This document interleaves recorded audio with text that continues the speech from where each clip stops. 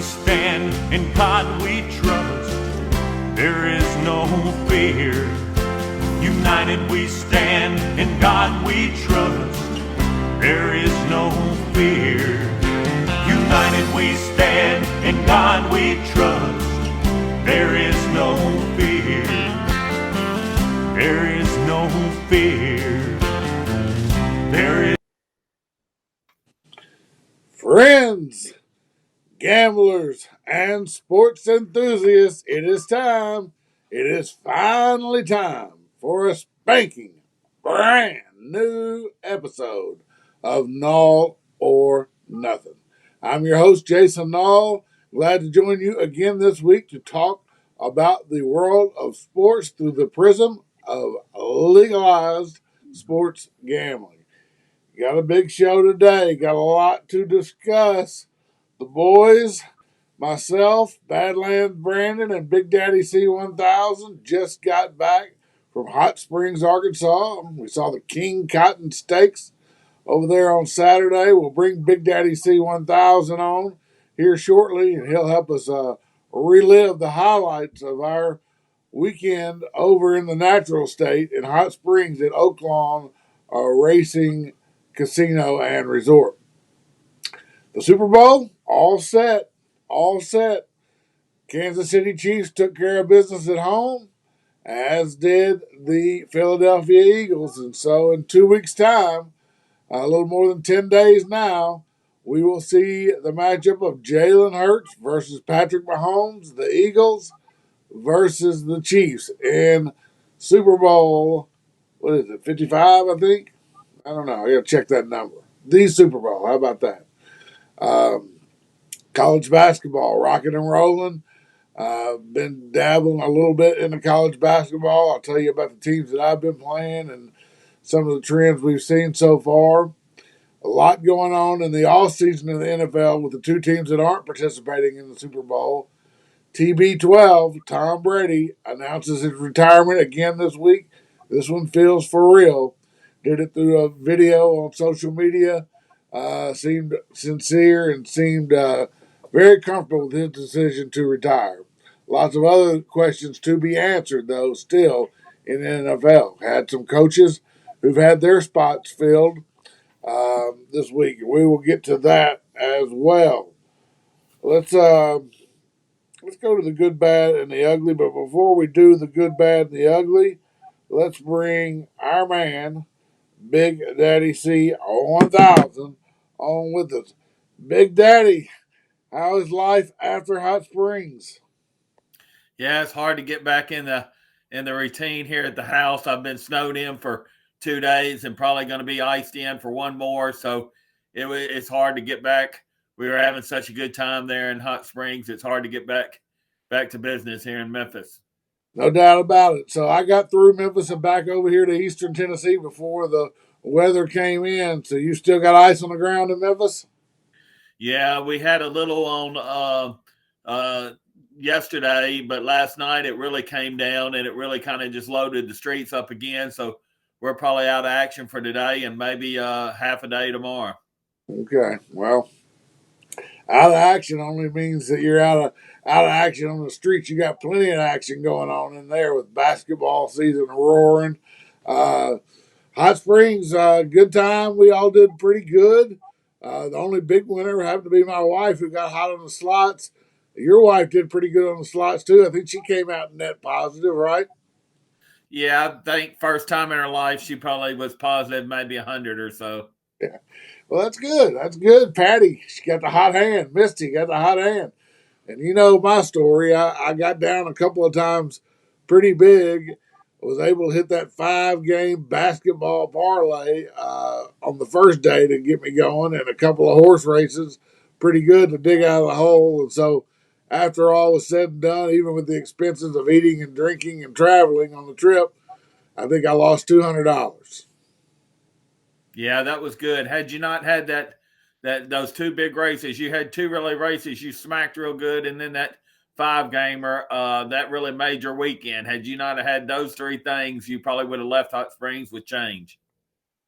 Well, that's for sure. It was a little bit for guys for handicappers like yourself and me. A little bit tough with all the chalk, all the low odds winners that came in when we were playing pick fours, pick fives, pick threes. We couldn't get any big overwhelming tickets in.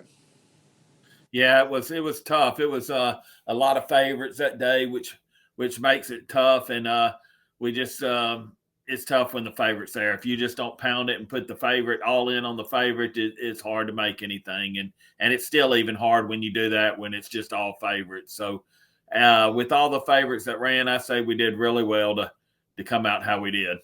Yeah, no doubt. The new things this year. I mean, we talked about the sports book last year. Really nice sports book over there in Hot Springs inside the casino. But I thought the area we sat that second day, well, maybe not designed perfectly.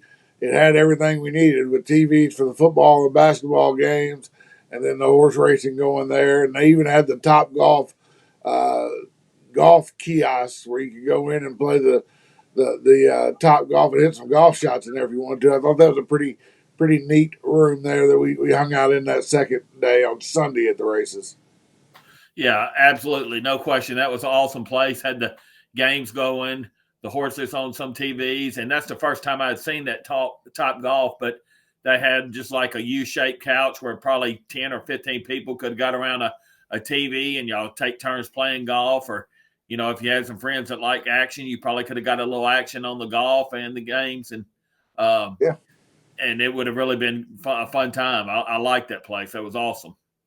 It was good. And then outside the track, we got to go back to the Ohio Club, which is Al Capone's old haunt there on Main Street or downtown Hot Springs. That's where we started our weekend off, so to speak, with having a few cocktails there at the Ohio Club. I like the Ohio Club. It's over 100 years old. The bar is over 100 years old and been restored, but it just has that old school uh, bar slash gambling feel to that place. Yeah, that bar is definitely old and has tons of memories. That bar alone is probably several thousands of dollars. It is an awesome bar. I agree. Good trip. Badlands. He didn't win, but he didn't lose too much, so nobody really got hurt over there firing away on the horses and the games. I look forward to putting another trip like that together again next year. Certainly a good thing to do on a winter weekend. Head over to Hot Springs, Oaklawn Racing and Resort and Casino now. And it's a good place to be. Good place to be. We're going to grab a quick break. You've caught Nall or Nothing. Don't go anywhere.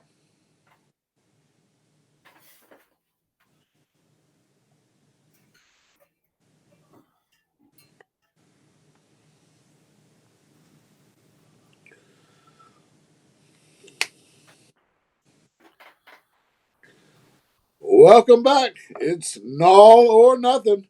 We're coming to you live on your FM dial on 101.3 The Buzz right here in Cleveland, Tennessee, or maybe you're catching us on WNWS TV at WNWS.com or even our YouTube channel. That's search Nall, Nallor, Nothing, Nuthin, Nall or Nothing on YouTube to catch our weekly broadcasts.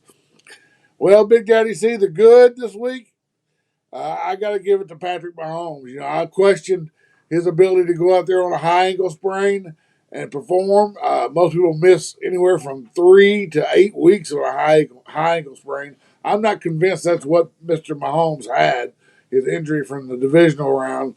If it was a high ankle sprain, he sure looked pretty good on it. Yes, he hobbled some, but he was able to throw 2 touchdown passes, be in every snap offensively, and then when the chips were on the line at the end of the game, he made a scramble for 15 yards, got hit out of bounds, got another 15 yards out of it, got him in field goal range with 9 seconds left, and the Chiefs were able to kick it through and win the Lamar Hunt Trophy and the AFC Championship.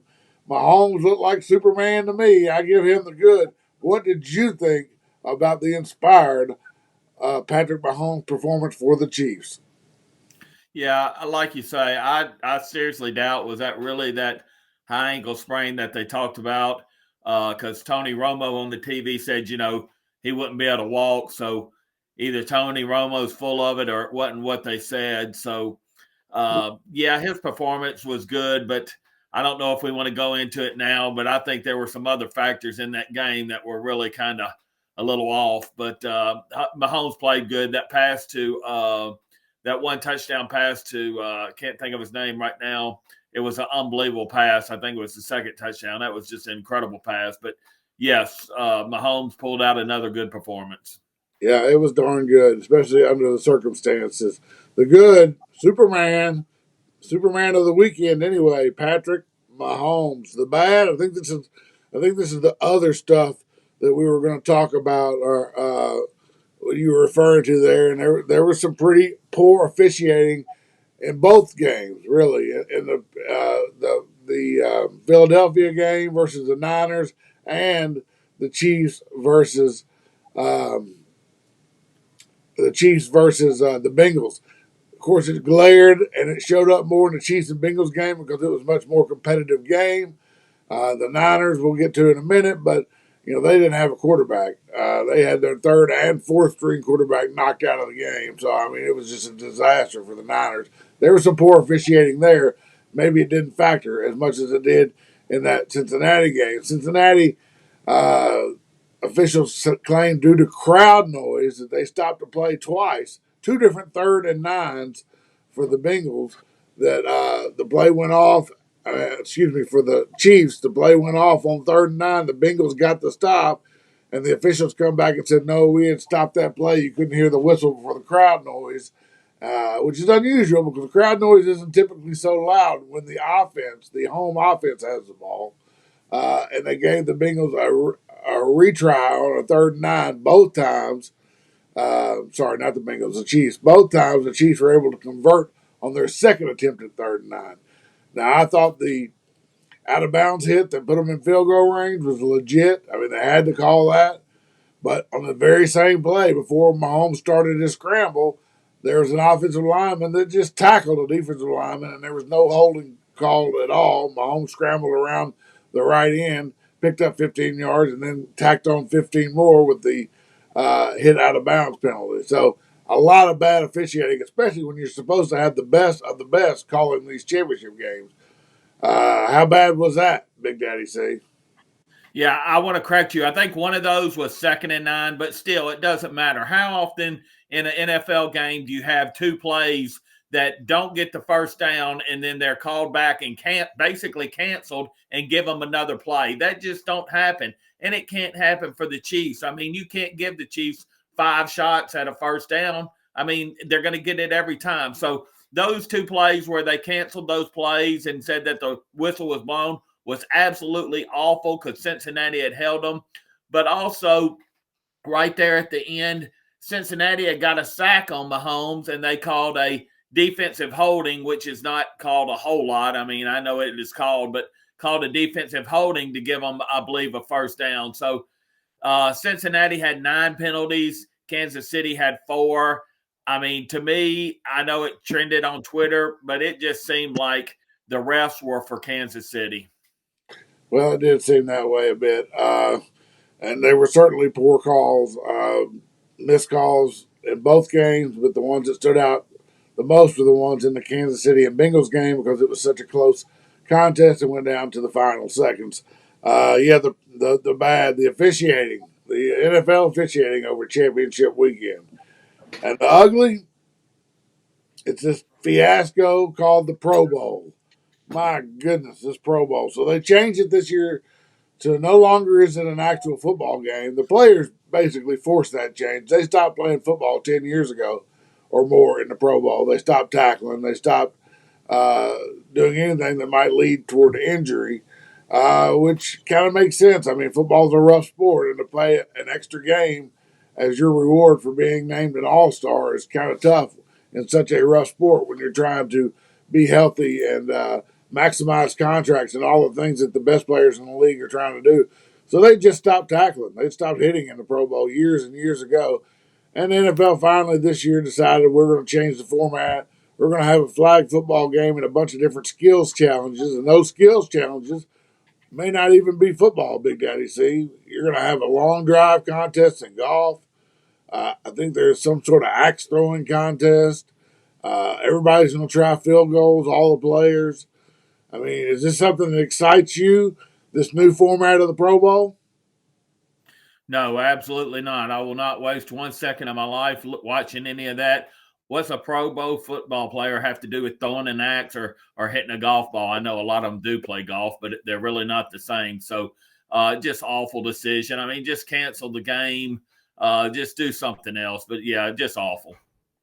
And then here's another black eye on the Pro Bowl. Yesterday, Josh Allen says he cannot participate due to injury, but at the same weekend, Josh Allen is playing in the AT&T Pebble Beach PGA Tour Pro-Am.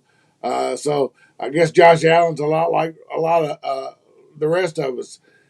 Calls in sick to work, but just goes to play golf. So I think that's what he's doing there.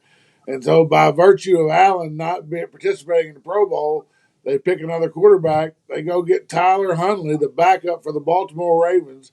He had 2 touchdown passes this year. 2. And he's in the Pro Bowl.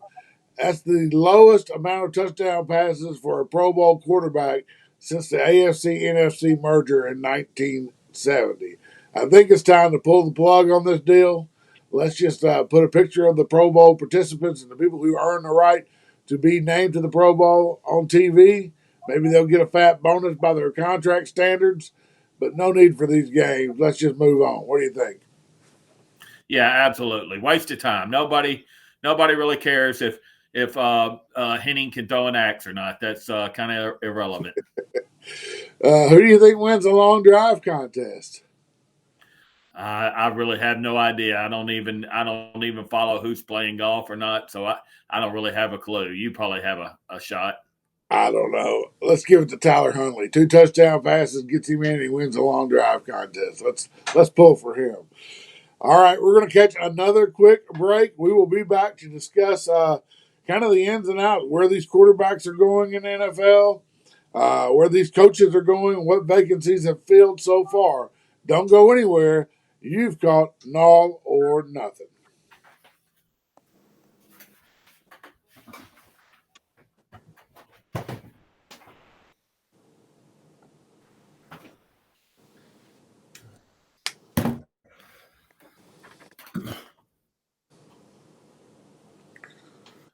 Welcome back. It's Nall or Nuthin. I'm your host, Jason Nall, joined by Big Daddy C1000.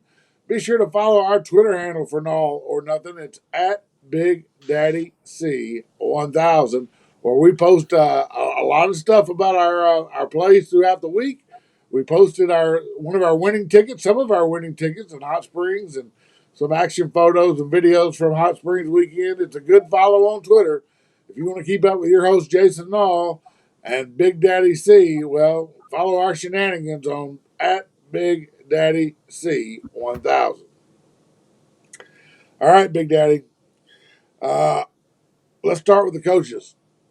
I thought that the magic field, the perfect spot for Sean Payton was to go down to Houston, where there were no salary cap issues. There were plenty of draft picks. He got a clean slate with a team that really tried hard for Lovie Smith.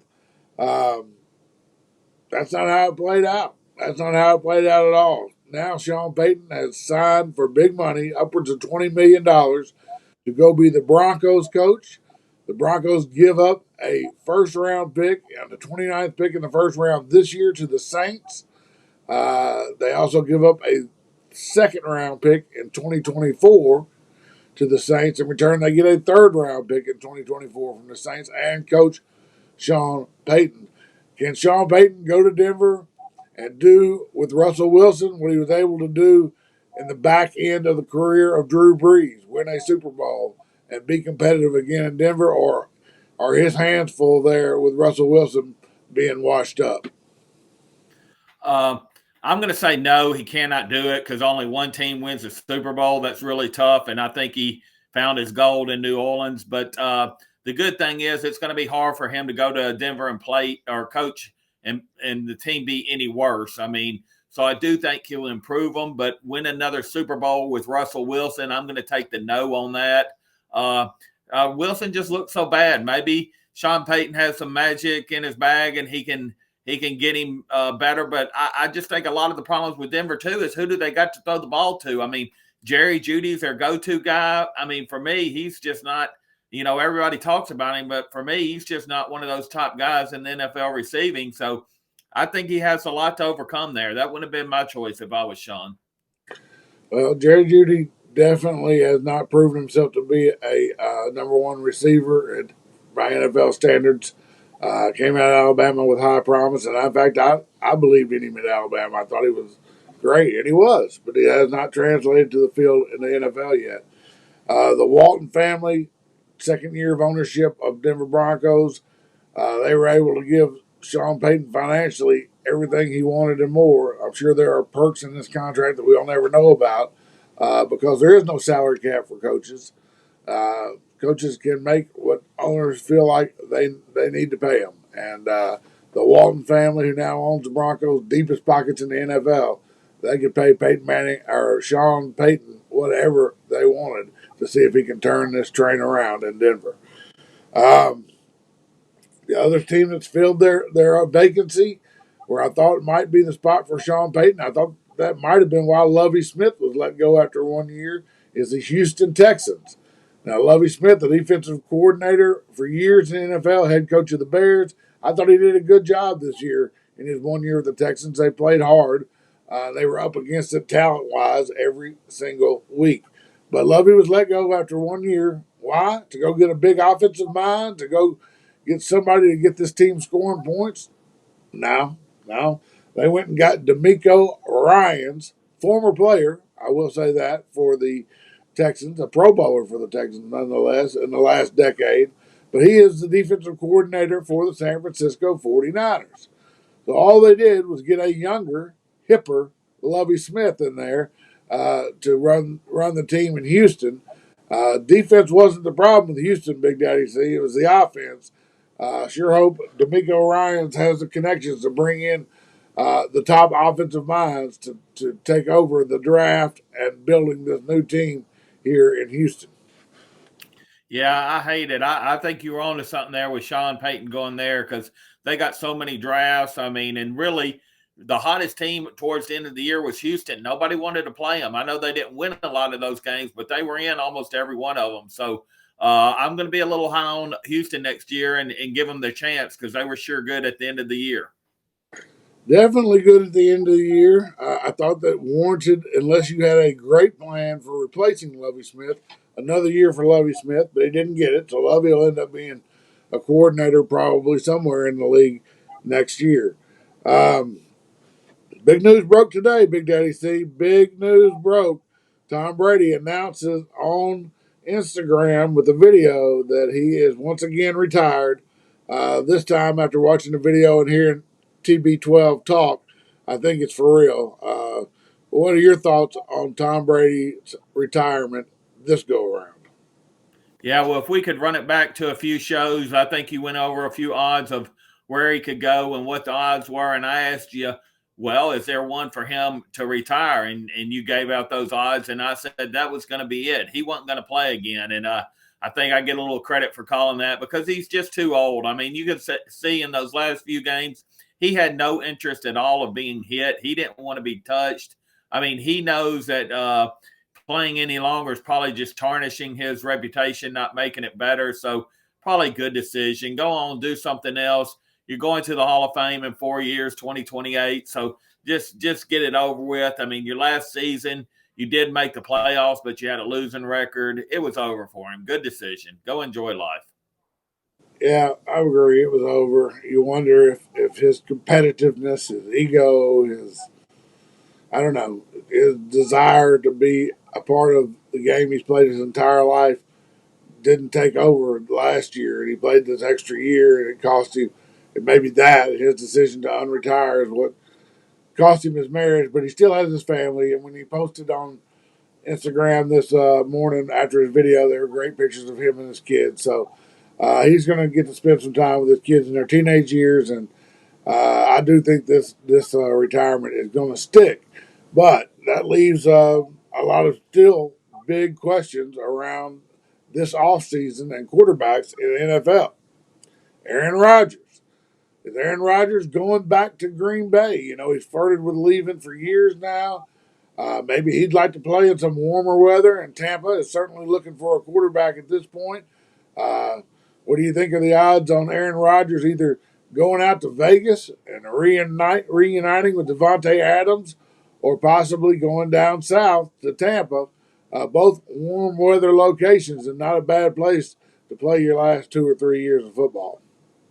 Well, to begin with, I think Aaron Rodgers is probably absolutely done in Green Bay. He kind of tarnished his deal when he had that contract deal a year or two ago and made such a big mess and wanted to get rid of the coach and blah blah blah. And I just think he's kind of jinxed himself in Green Bay, so he needs to pack it up and get out of there. I personally wouldn't have the guy. I think he's on his downhill side. I know he's not as old as Tom was, but wow, is he really fell off in the last few years.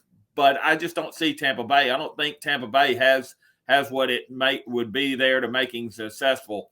The Raiders, I give it a good shot. That's a good chance he goes and him and Adams reunite, and the Raiders might have the pieces for him to be successful. So that's where I'd put my chips, is the Raiders.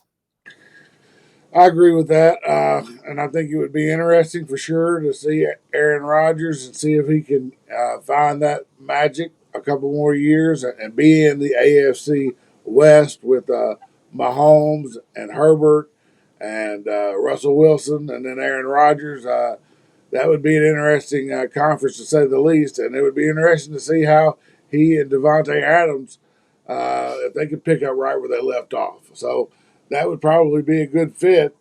That leads us to Derek Carr, the Raiders quarterback, who they cut loose at the end of the year and made sure he was not injured, didn't play him the last 3 or 4 weeks of the season, so that he had a great trade value.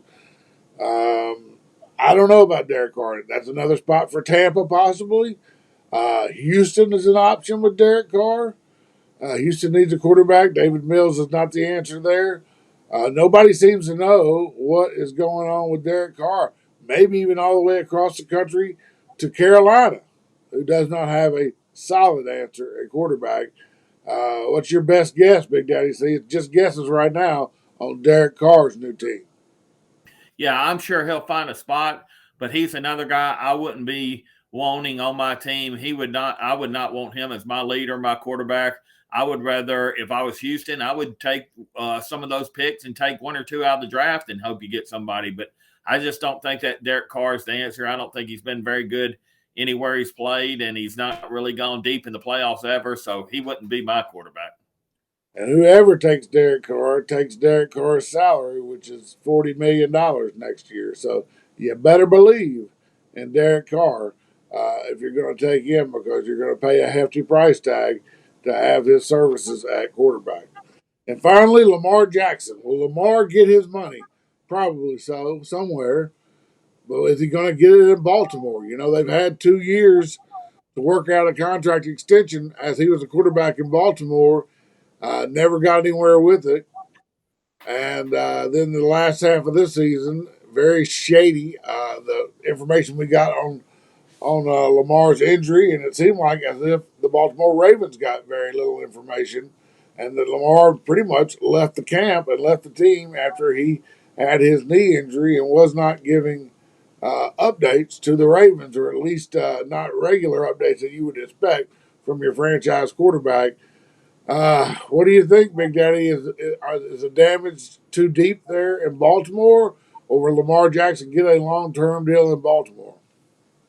Yeah, well, I kind of put that as the same deal as Tom, uh, no, the Green Bay guy. I can't think of his name right Aaron now. Rodgers. Rodgers, yeah, I put him as the same deal as Rodgers. He just kind of tarnished his situation. You know, he's kind of spoiled the basket of fruit. He's just not got a good rapport there. So I don't see him in Baltimore. I see him maybe getting out.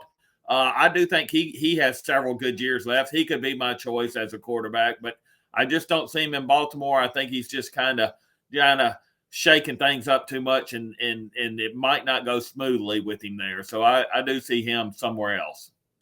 Yeah, and now with his backup, Tyler Huntley, making the Pro Bowl, playing 5 or 6 games and throwing 2 touchdown passes.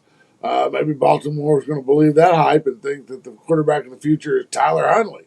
I don't know. Whoever it is in Baltimore, they need to get him some offensive weapons because when Lamar left and that playmaking ability that he brought to the field, regardless of who he was surrounded with, left, they went from being averaging over 28 points a game to averaging under 16 points a game. That's black and white. That's what Lamar brought to the Ravens. He had no pieces. Hollywood Brown traded to Arizona in the offseason last year. He didn't have a NFL quality number 1 or 2 receiver. And most of the year, his running back was injured. Running back came back and played well, but that was only after Lamar was out. So I kind of do believe that the writing is on the wall in Baltimore. It's not going to be Lamar Jackson long term there in Baltimore. We shall see. All these questions and many more will be solved between now and the NFL draft. It's going to be interesting. A lot of quarterbacks floating around out there and a lot of need, as there is every year, for quarterbacks in the NFL. Let's grab another quick break. When we come back, we're going to talk a little basketball. Big Daddy C hit him a big parlay last night. We'll let him tell you that story. Don't go anywhere. We will be right back.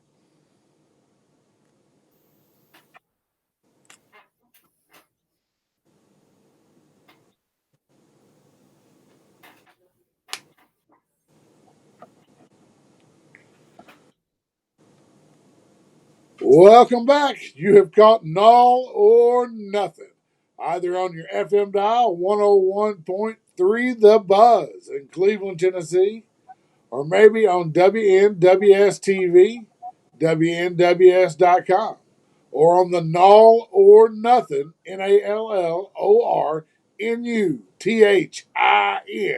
YouTube channel. Anyway, you got here. We are glad to have you. I'm your host, Jason Nall, joined by our master sports handicapper, Big Daddy C, and we are rocking and rolling through the week of sports as we head toward the Super Bowl next week. We've got basketball from here on out through the next month and a half, 2 months. Big Daddy C, I know you've been getting involved. I hit that 5 game basketball parlay over at Oaklawn last week. Really saved my weekend. I had a combination of college basketball and NBA, and somehow went 5-0 and hit that parlay that paid a little over 17-1. You hit a big parlay last night with BetMGM, didn't you? Yeah, I put a few peanuts in there just so I knew the weather was going to be bad. I wouldn't be getting out at night, so I put a few peanuts in there so I could watch some of the games with a little more interest. And yeah, I was able to get a $25 4 gamer up last night that paid me 400. So it gives me a few bullets to maybe make some bigger stands the next few days. Yeah, so that is you take a little pizza money and all of a sudden you got more than pizza money, and now you can put a strategy in play. What are you seeing? What are you looking forward to this weekend? I know we had that SEC Big 12 challenge last week. We were both able to take advantage of Kansas State beating up on Florida. I like West Virginia to handle Auburn. I took them on the money line. They got there for me. They were part of that 5 game parlay. Kentucky, you liked last night, and I rode it with you, minus the 7.5 at Ole Miss. They got that handled. What teams do you have your eyes on right now?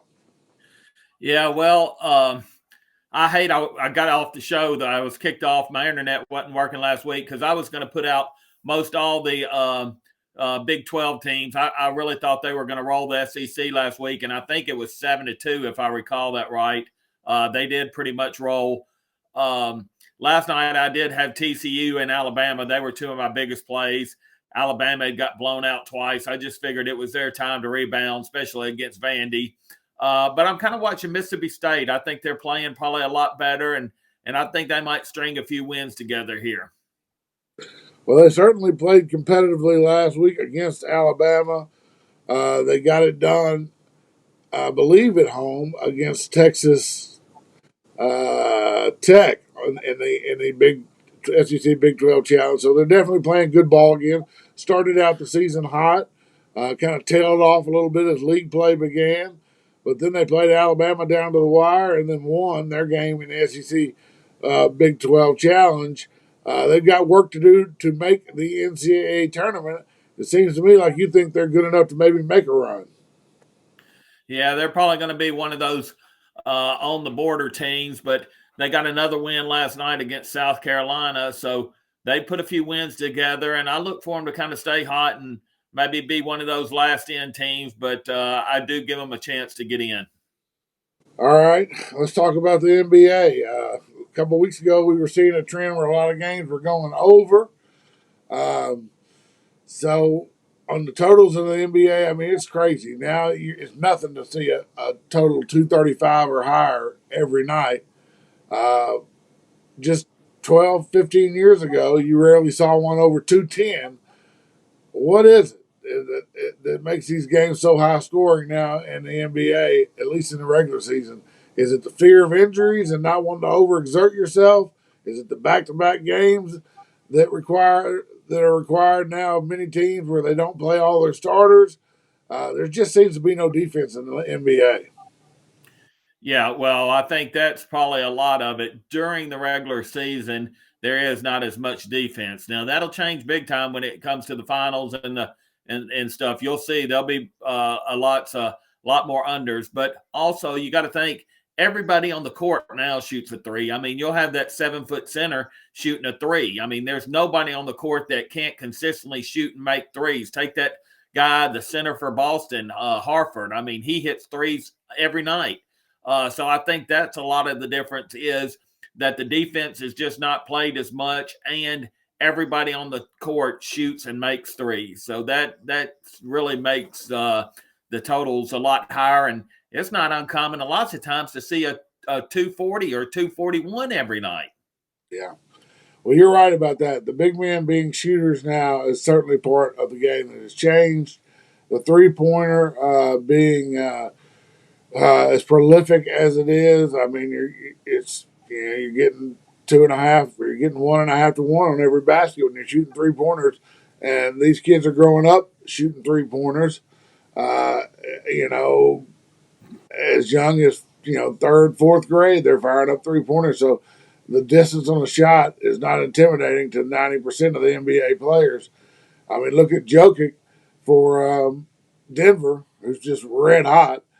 He's had 16 triple doubles this year, but last in Tuesday night's game, he again went over 15 points, 15 rebounds, 15 assists, and he had 4 3 pointers. That guy's a 7 footer, 2 time MVP. He's going for his third MVP. But I mean, it's nothing now, nothing for a center to shoot 3 pointers, which is that's really, I think you nailed it. I think that and the rigor of the NBA schedule, just people trying to preserve themselves for the playoffs and not playing as that lockdown defense in every game has led to this scoring. Yeah, absolutely. Both of those are big, huge factors. But like I say, come playoff time, you'll see that change. There will be a big change. You'll be able to get you a lot of unders come playoff time. Yep, come playoff time, it does change, and what if it just flips? It flips from you're having to look at every game from an over standpoint in the regular season to having to look at every game from an under standpoint and seeing why you think that game might actually go over in the postseason. But we'll see. It'll be here before we know it. At the NBA playoffs begin in April, and we're more than halfway through the season, even though we haven't had All Star Weekend yet in the NBA. We're going to grab one more break. We'll come back and we'll take our first run at the upcoming Super Bowl, the Eagles and the Chiefs. You've caught Nall or Nuthin. Don't go anywhere.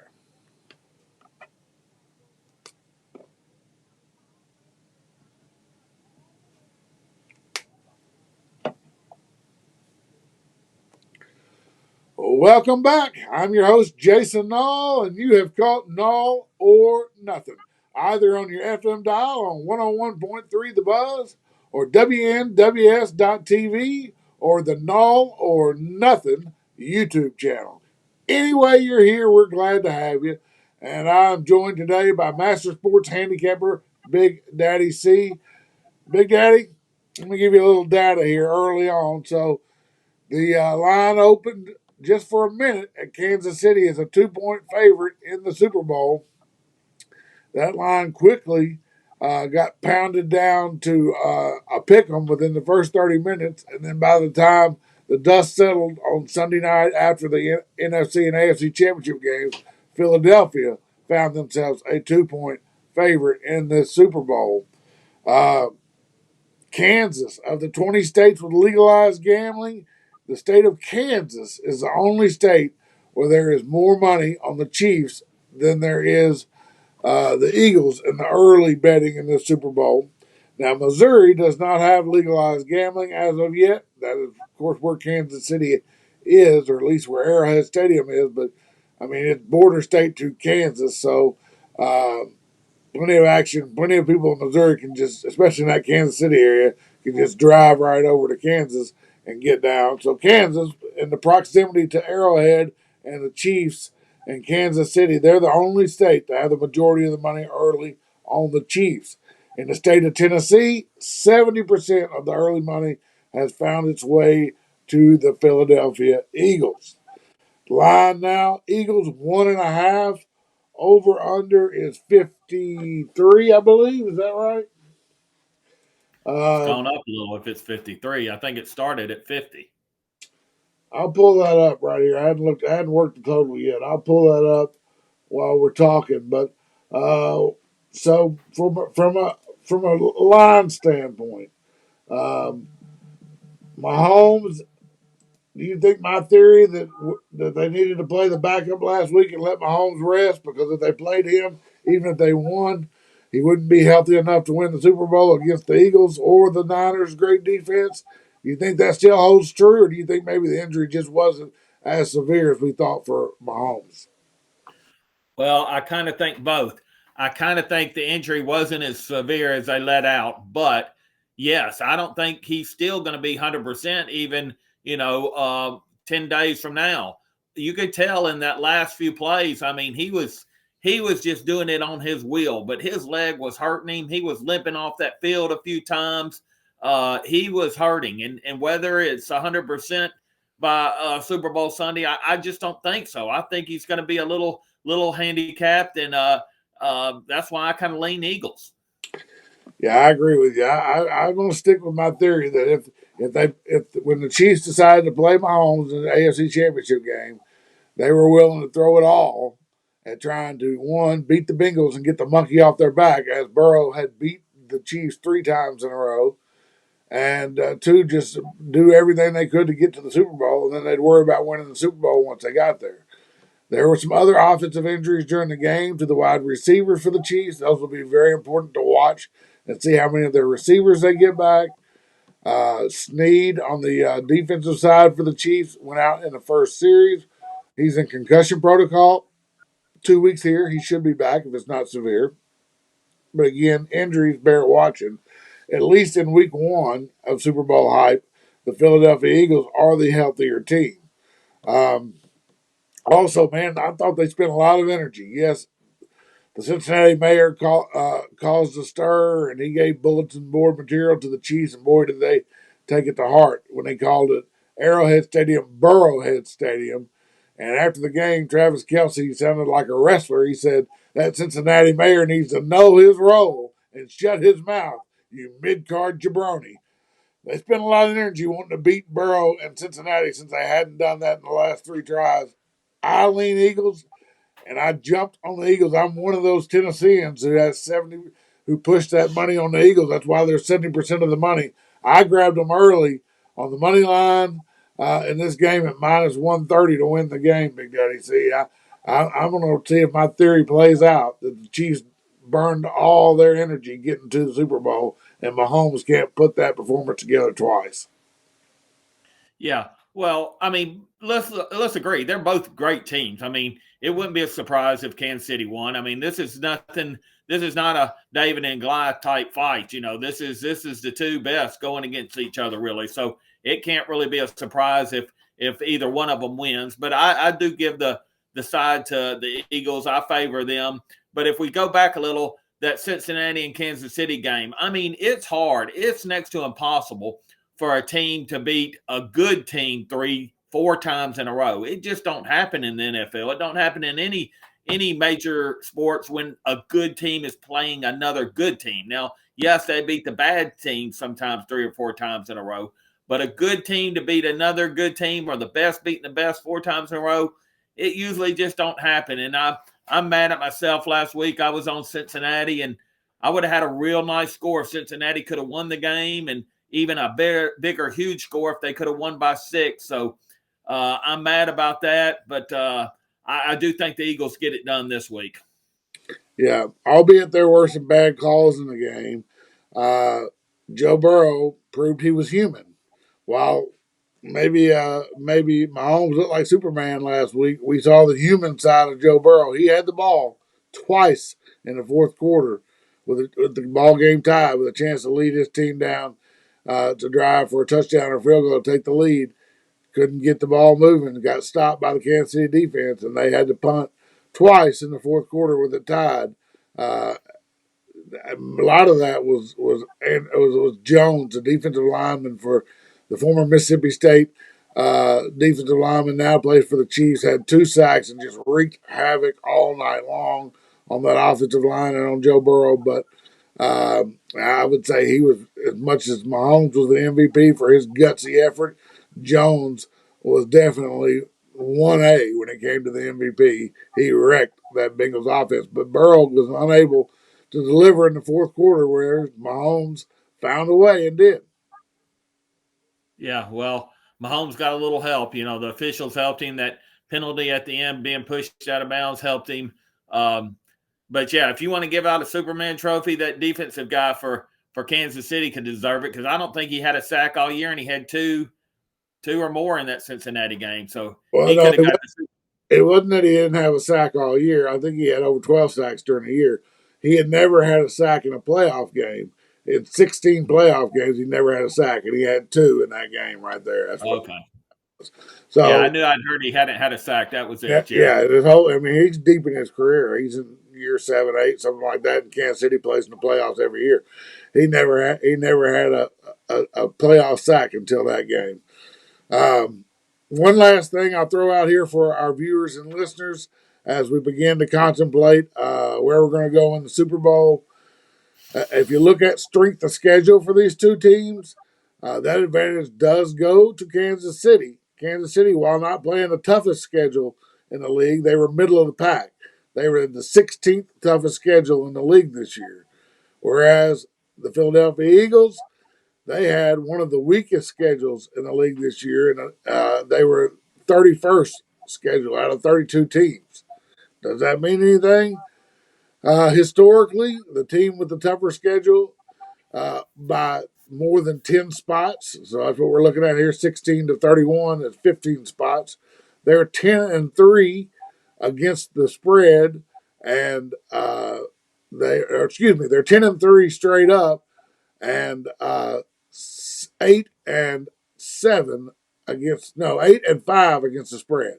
10-3 straight up, 8-5 against the spread for the team with the strength of schedule advantage by more than 10 games. I don't know how much that means with the gimpy Mahomes, but it's something to think about. And then one other thing I pulled up, and I said, gosh, was the Eagles schedule that week? Well, let's take a look at the quarterbacks the Eagles face this year. I'm going to read them off to you. And you tell me if any of them sound like Patrick Mahomes. Jared Goff, Kirk Cousins, Carson Wentz, Trevor Lawrence, Kyler Murray, Cooper Rush, Kenny Pickett, Davis Mills, Taylor Heineke, Matt Ryan, Aaron Rodgers, Ryan Tannehill, Malik Willis, Daniel Jones twice, Justin Fields, Dak Prescott, Andy Dalton, Davis Webb, Brock Purdy, and Josh Johnson. Big Daddy C, they haven't seen nothing like Mahomes. Yeah, I'll give you that. But if I'm just thinking in my head, strength of schedule, I mean, the Eagles played Dallas twice. They played New York Giants twice. Both their playoff teams. You know, whereas I think like the Chiefs, they played the Raiders, Denver. I mean, I don't know. I guess the strength of schedule they figured out. But in my head, strength of schedule, the Eagles had just as tough some of the tougher teams. But I don't know. I'm not going to put much stock in that. I think the Eagles are better. I think Mahomes could be a little gimpy, so I'm going to lean Eagles, and I'm going to hope for a win. Yes, I'm definitely leaning Eagles. That'll be the side I'm on. Let me update that total. I told you it was 53. I was incorrect. It's 50 even, 5-0. Playing out in Arizona, weather won't be a factor. It'll be ideal conditions. So that's something we need to think about between now and next week's program, where we stand on the over-under in the Super Bowl. That's going to be a wrap for us this week. We appreciate you joining us this past hour.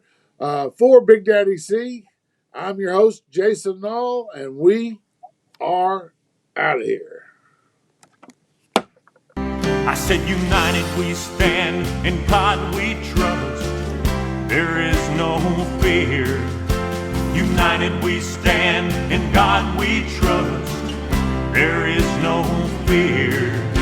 United we stand, in God we trust. There is no fear. There is no fear.